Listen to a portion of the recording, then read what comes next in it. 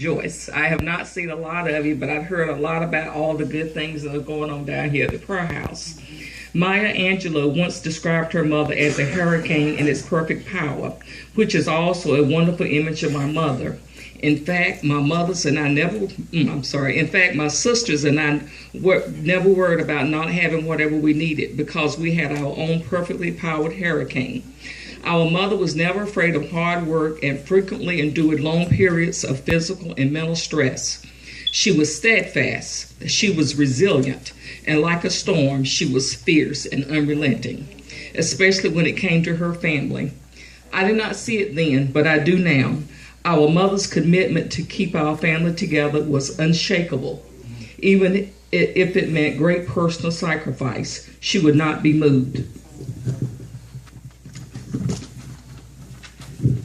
She started her young adult life as a farmer's wife, but always had dreams for herself and her daughters.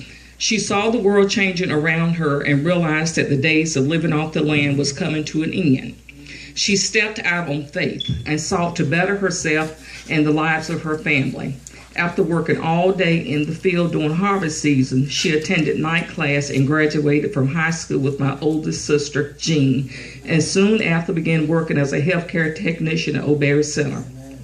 When asked what she liked about her job, she said that she had always dreamed of putting money in church without having to ask someone to give it to her.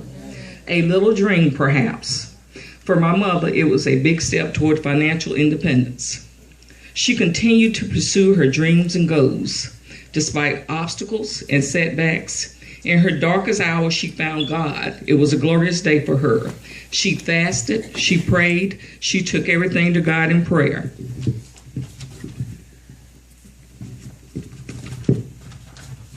And found strength and reassurance in the Bible. From the 121st Psalm, I will lift up my eyes unto the hills, from whence cometh my help coming from the Lord, which made heaven and earth.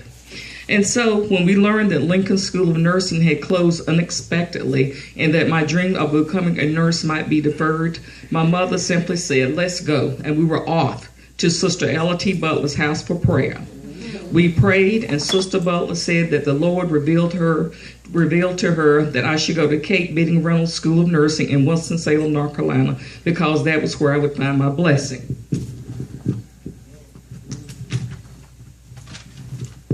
My education turned out to be practically free, and I had not even applied for a scholarship. Winston-Salem is where I met my future husband, who also counts himself as part of that blessing. Yes, my mother taught me that prayer changes things. Matthew 21st, chapter 22nd verse, "And all things whatsoever ye shall ask in prayer, believe and ye shall receive." She believed, and she received, and she gave.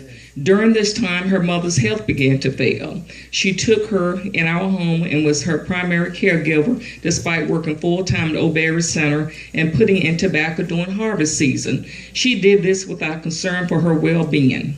A few weeks later, I heard that my grandfather was ill and no longer able to care for himself alone. My first response was, what did my mother say?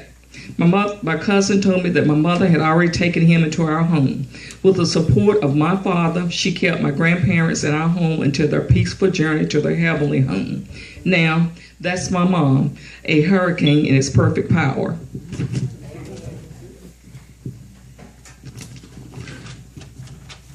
In closing, I want to emphasize to my mother that the only thing better than having you as my mom is my son having you as a grandma.